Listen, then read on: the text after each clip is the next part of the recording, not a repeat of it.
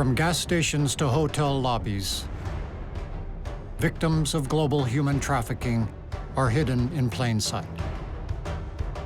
Traffickers coerce their victims into forced labor and prostitution. The International Labor Organization estimates that there are tens of millions of human trafficking victims worldwide. And the United Nations reports that the number of detected victims is on the rise. Great Decisions explores the stories of trafficking survivors. I wanted to escape, but I couldn't. Unchained, the scourge of human trafficking. Next on Great Decisions.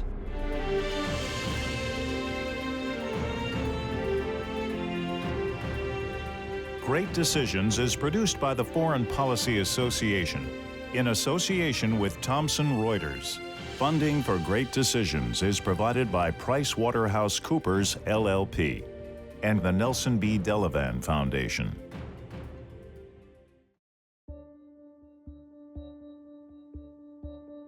Human trafficking unites leaders across the political spectrum. In a few moments, I'll sign legislation continuing my administration's extensive efforts to combat the scourge of human trafficking. It ought to concern every person because it is a debasement of our common humanity. It is recognized as a major challenge for nations around the world. As part of my anti-trafficking work, I've met victims in Russia, I've met victims in India, I've met victims that have been trafficked from Mexico, victims in New York and New Jersey and all across our country. I've been on FBI raids where I've seen things that no person should ever see. Despite this attention, human trafficking is the world's third largest criminal industry, trailing only the drug and weapons trades. The experts say up to 40 million people a year are being trafficked. They're being moved essentially in slave status. The ILO estimates that approximately 5 million are held in forms of sexual servitude. I didn't know much about human trafficking myself. Man, when you look at the numbers, it's like 150-something billion. I mean, it's just crazy, the numbers, you know? Today, we announce the unsealing of sex trafficking charges against Jeffrey Epstein. You can't really define it to one section of the city or one section of the United States or one section of the world, really. It is a true global threat. Victims come from all walks of life, but it is often the most vulnerable who are preyed upon by traffickers.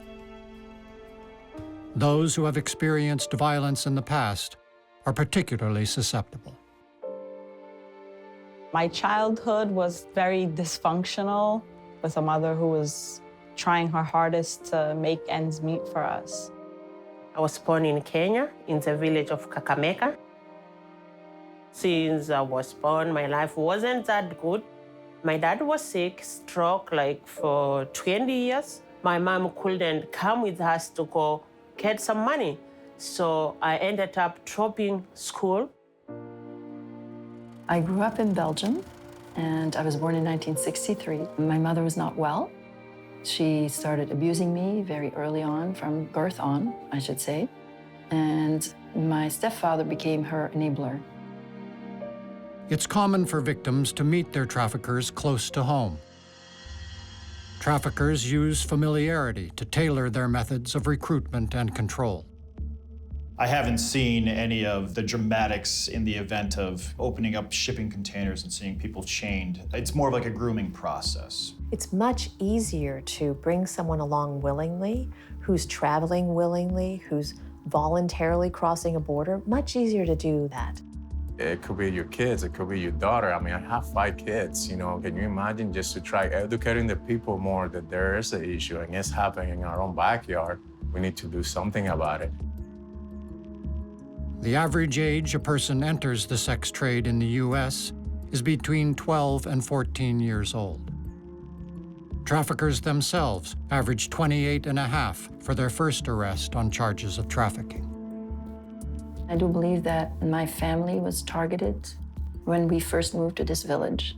The woman who was the contact person with the network was aware that my mother wasn't well, and so she knew that she could use me. I was 5. She and her husband took me, as well as other children, on outings.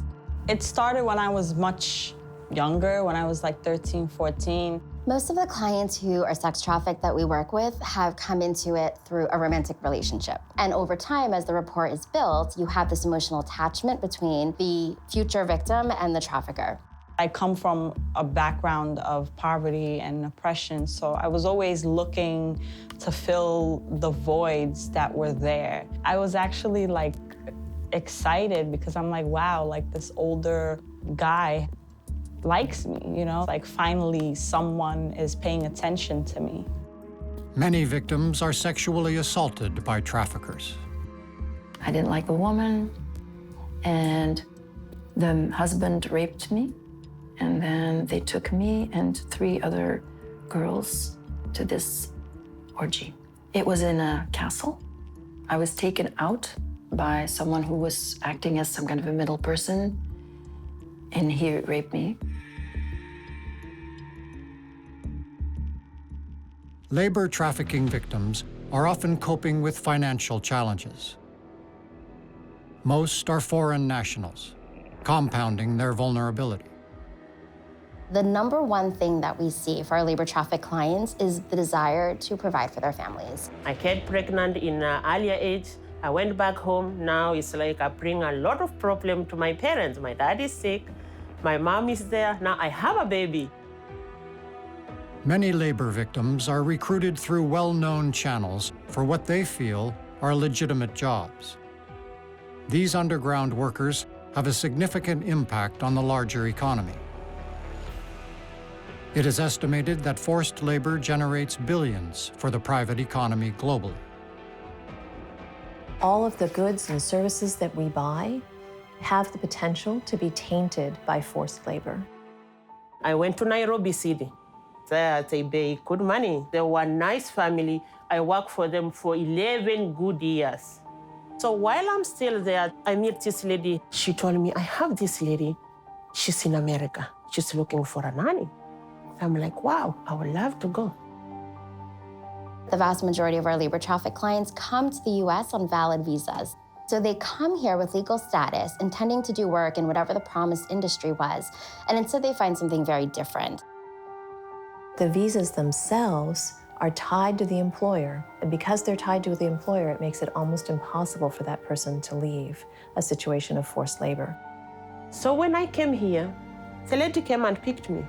I'm new. I thought maybe she's gonna help me like to carry things. I'm struggling, I don't have shoes. We get in the house, no food. She told me, you're an idiot. You're just a slave. You'll just work for us.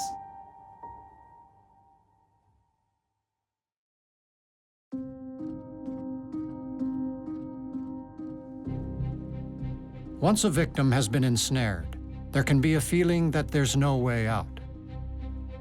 It went at first from feeling loved and accepted to then being kind of scared, like, wow, this is really happening. I got numb pretty quick. It just became a new normal. I was abused a lot. I was trafficked to the United States. That was an entire month. And then I was sent to Germany to get training to be a sex slave to the elite. That was another month. My parents went on holiday without me. I don't know if they knew that I would ever come back. October, she didn't pay me. I waited. November, I'm like, this is Christmas. You know, people need some money. And you know, I have a baby back home. I came here working hard because of her and my parents. Traffickers use multiple forms of violence to maintain control. With respect to force, that can constitute sensory deprivation or food deprivation. It can constitute physical assault or beatings, burnings, tattooing, brandings, markings. Traffickers also use fraud and coercion to keep their victims in line.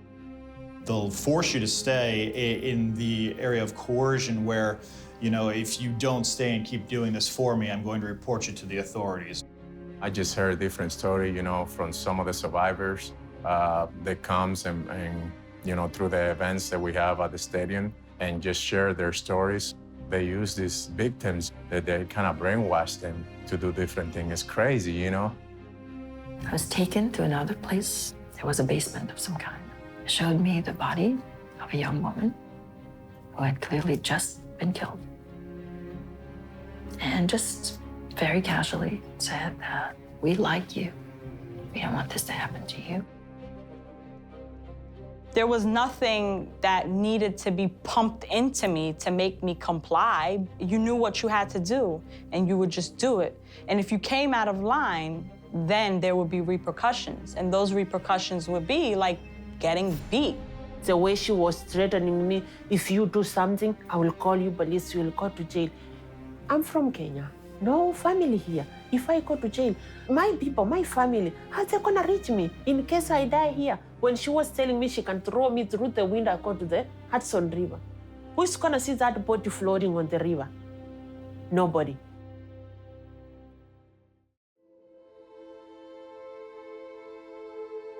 Victims often fear law enforcement as much as they fear their captors. A criminal record for prostitution negatively impacts the victim's ability to work, find adequate housing, and be an accepted member of the community. We do see a lot of sex traffic clients who are arrested for prostitution, which is illegal, and they're not immediately or ever identified as sex trafficking victims. I actually did have run-ins with the law on multiple occasions, and law enforcement, they were just so brutal and nasty, and as if I was like a killer or something. I was 6, 7, 8, 9, 10, 11 years old, so I thought that I was a shameful human being, that I was worthless, that I was the lowest of the low. So the idea of going to tell someone was just the farthest thing from my mind. Labor victims, far from their country of origin, are very conscious of their lack of status in their new home. Physical and mental health decline rapidly for many victims. So, bad luck, I got sick. She came to the room, why you're not waking up? I'm like, I'm not feeling okay. I was just crying, I'm shivering. Well, I'm sick and I'm trying to work. I'm sick, I'm trying to work. I'm sick, I'm trying to work. How am I gonna do? There is physical violence on the forced labor side, but there's also violence of neglect. There are cases of domestic servitude where people walk out of a house after 10, 15, 20 years of being held in forced labor in that house, and they need $20,000 worth of dental work because their teeth are all falling out, because traffickers definitely don't take you to the dentist, but they also don't give you a toothbrush.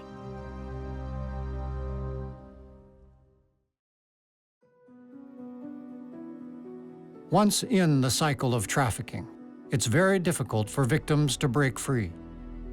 It's hard for victims to know whom they can trust. With no one to turn to, at times only a lucky turn of fate can bring freedom.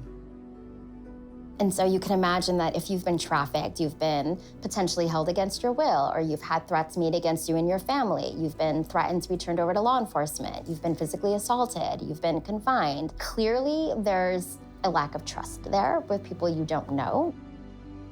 For Lisa, that turn of fate came after 4 years of being sex trafficked. An arrest helped her connect with Safe Horizon, an organization that assists trafficking victims. The caseworker from the program was there, and she gave me her card. Anytime you would get locked up, your pimp would be nearby to take you home. The next day, I was supposed to go in to the program. And that very next day, he was arrested for unrelated matters, nothing to do with trafficking. So that's what gave me the courage to call. Anneke broke free with the help of one of her abusers after being trafficked for 5.5 years. He arranged a deal to get me out. He told me that I should never take money to sleep with anyone, never do it. I should go to Paris, London, New York. That's how he said it. I should marry. I should forget what happened. I should never speak about what happened. I should forget him. For Susy, her constant illness eventually became too much and she had to see a doctor. That doctor's visit proved to be a turning point. Susy endured slave labor for 2 years. She was also helped by Safe Horizon. And the doctor started asking me my question, why are you here? Before I started explaining my story first. Then I feel like it's touching him, that story.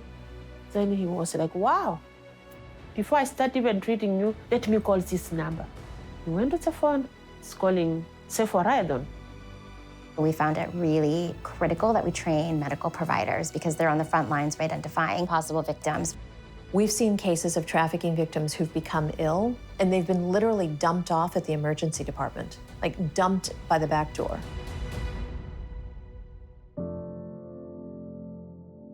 Life after trafficking can prove challenging. The victim has no financial resources to fall back on. And the stigma of sex work can make it difficult to reintegrate into society.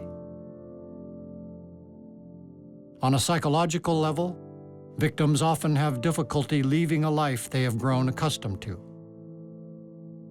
The stigma of the sex industry, not just in the United States, but across the world, is so potent that the added trauma of having been forced to engage in work that is in most places illegal, I think makes it harder to escape, and it can make it very difficult to recover.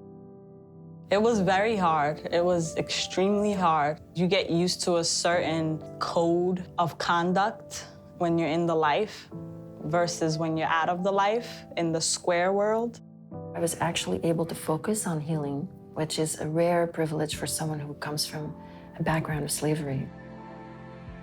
I spent 30 years just to heal. Labor trafficking victims, just like sex trafficking victims, leave these situations of forced labor with incredible trauma. They may have PTSD, they may have all sorts of disruptions in their life that are related to trauma. They may have difficulty concentrating, they may have difficulty going back to school. I don't have any course. I don't have any certificate. I don't know if I can, but I want to pay rent. I have my daughter. I have a granddaughter. I have my mom. So I'm working. I'm a hardworking woman. I work 7 days a week. While all 3 women have been able to reconnect with their families, the toll trafficking has wrought on their relationships is immense. I did not speak to my mother for most of my adult life. I just called the number that I had. She picked up the phone, and I called to forgive her. I wanted to set myself free of the resentment, and she said, "Oh, I can't believe it." I've forgiven people of my past. I don't have that anger and resentment no more. My relationship with my siblings and my mother is as best as it can be given their circumstance and my circumstance. I didn't see my daughter for 2011, 12, 13, 14, 15, 5 years. So I waited, and then I just smell African food, the smoked fish. That food smelling is from home. I jumped at the airport.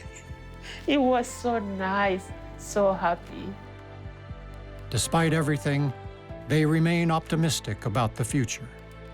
I would like to go back to school and pursue social work mixed with law.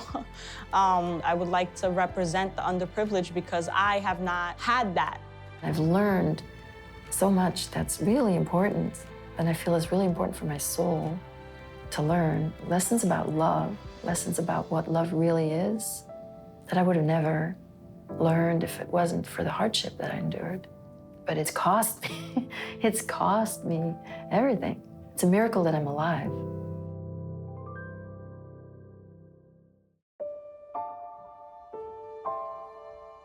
The 3 victims are now survivors. Their experiences give them unique insights into fighting human trafficking. Susy wants victims to find the courage to speak up. The important thing, don't be shy to tell your story no matter what. Please, speak up. Speak up and have hope. You know, one of the survivors that we work with, who was held in forced labor for years, She says, if you had just looked in my eyes, you could have seen it. If you had just looked in my eyes, you would have known. Lisa believes the key is to alleviate the desperate poverty that forces many into human trafficking. Why is there no laws in place that give us protection and access to basic human needs? Survivors need to feel empowered.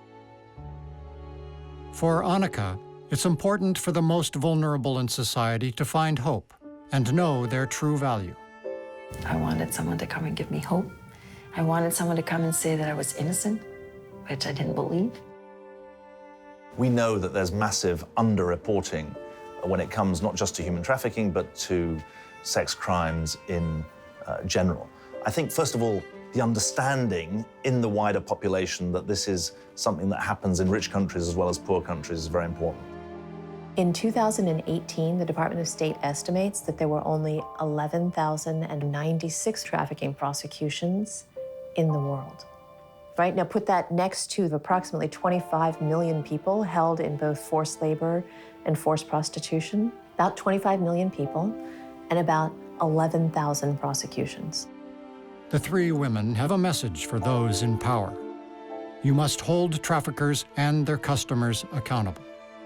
So first of all, ending the criminalization of victims. Holding the individuals accountable and not a slap on the wrist, like actually giving men jail time. Because when I was in the life, there was doctors and police officers and men of high authority that were engaging in this. And these are men who have money, who just pay people off. That's not okay. When it comes to specific individuals of a certain class, whether it's through their money, wealth, on my side with the federal government, I mean, we'll prosecute anybody. I don't think you can really be completely blind to this problem. Keep your eyes open and then tackle the problem of sex trafficking at the source. The number of prosecutions for forced labor in the entire world, estimated by the State Department, approximately 450 in the world. So when you do the math shows you that if you're going to traffic people into forced labor, you are going to enjoy almost complete impunity. It's happening, and the only way they can stop is if you gather a great group of powerful people, team up with them, and just do something about it.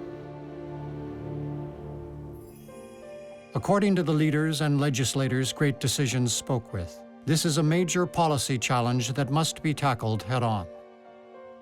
Are victims treated inappropriately in the United States and around the world? Absolutely. We have to change that.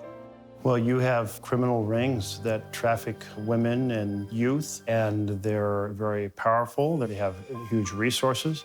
Our government is trying to break them up in every way we can, but there's a lot of money to be made in that sex industry, and it's a big challenge, and we have to do more. You change that by education, change that by training law enforcement to recognize that those who are trafficked are victims. That's how you get at this problem, and you establish credibility with those that have been caught in this web. We've got to bring visibility and legal redress to the people that are creating the trafficking, not just focused on the poor victims of trafficking. And that gets into some powerful institutions sometimes. When we started Strike Out Slavery in 2016, we partnered with the people with experience. For us, I think one thing that we tell majorly based on for ourselves, we tell people is like, hey, would you prefer your family, would you prefer your kids find out on the internet, or you prefer to have an event that people can be saved and learn the right way? I think the number one thing that we need is more services for victims.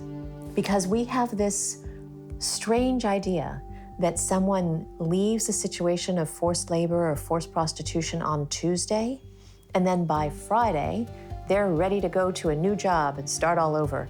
And it takes time. There are reasons to be optimistic. Law enforcement and NGOs are working to arrest traffickers and save victims. Celebrities are speaking out to raise awareness, while politicians enact tougher laws. Ordinary people are becoming more vigilant. Individual stories like the ones told to Great Decisions show that there's hope for victims and that their voices must be heard in order to end modern slavery.